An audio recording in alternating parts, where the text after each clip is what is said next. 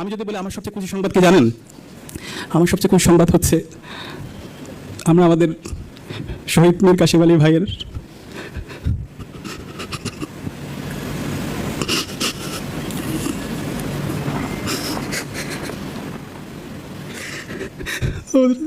আরমান ভাইকে ফিরে পেয়েছি।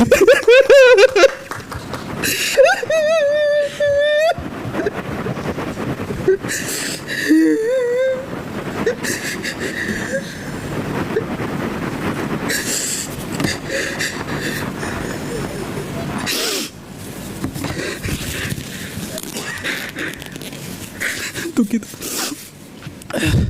আমরা আমাদের আজমি ভাইকে ফিরে পেয়েছি এবং আয়নাগরে যারা বন্দী ছিল অসংখ্য মজলুম ভাই বোনদেরকে আমরা ফিরে পেয়েছি। 16 বছরে আমরা যারা আমাদের পরিচয় দিতে পারতাম না, আমাদেরকে হত্যা করা যাচ্ছিল, আমাদের যখন ভাইদেরকে মারতো ক্যাম্পাসগুলোতে তখন জায়নামাজ দাঁড়িয়ে আল্লাহর কাছে বিচার দেওয়া ছাড়া, আল্লাহর কাছে সাহায্য চাওয়া ছাড়া আর কিছুই ছিল না। সেই জায়গায় আমরা আজাদি পেয়েছি। আজকে দেশের মুসলমানরা তাদের পরিচয় দিতে পারছে। আমাদের ইসলামের যে ভ্যালুসগুলো আছে, ফেস্টিভগুলো আছে, সেগুলো আমরা করতে পারছি। দেশের মানুষ মত প্রকাশের স্বাধীনতা পেয়েছে, স্বাধীনভাবে কথা বলতে পারছে। এটা হচ্ছে আমাদের সবচেয়ে বড় আজাদি, সবচেয়ে বড় মুক্তি। বিপ্লবের পরে অনেক বড় সুযোগ আমাদের ছিল 1 বছরে, কিন্তু আজকে আমরা যাদেরকে ক্ষমতায় বসাইছি, যারা শহীদদের রক্তের উপর বসেছে, তারা আজকে তাদের সেই শহীদদের রক্তের কথাগুলো তারা ভুলে গেছে। তারা বিলাসিতায় অনেক বেশি ব্যস্ত হয়ে পড়ছে।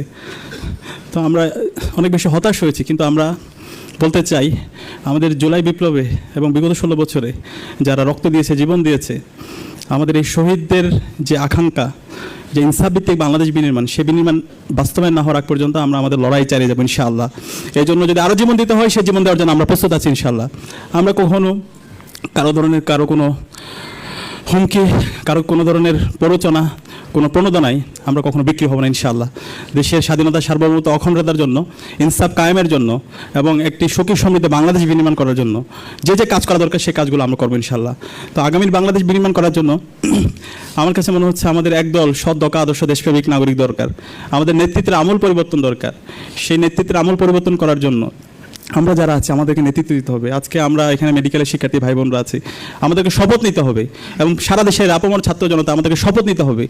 আমরা যদি শপথবদ্ধ হতে পারি, শহীদদের আকাঙ্ক্ষা লালন করতে পারি এবং সে অনুযায়ী আমরা যদি লড়াই চালিয়ে যেতে পারি, ইনশাআল্লাহ আগামীর বাংলাদেশ অনেক বেশি সম্ভাবনা ইনশাআল্লাহ। শহীদদের আকাঙ্ক্ষার আলোকে আবু সাইদ, ওয়াসিম, শান্ত, মুগ্ধ, শহীদ আলী রায়হান ভাইদের যে চেতনা, তাদের যে আকাঙ্ক্ষা, সে আকাঙ্ক্ষার আলোকে এবং আমাদের শহীদ নেতৃবৃন্দের আকাঙ্ক্ষার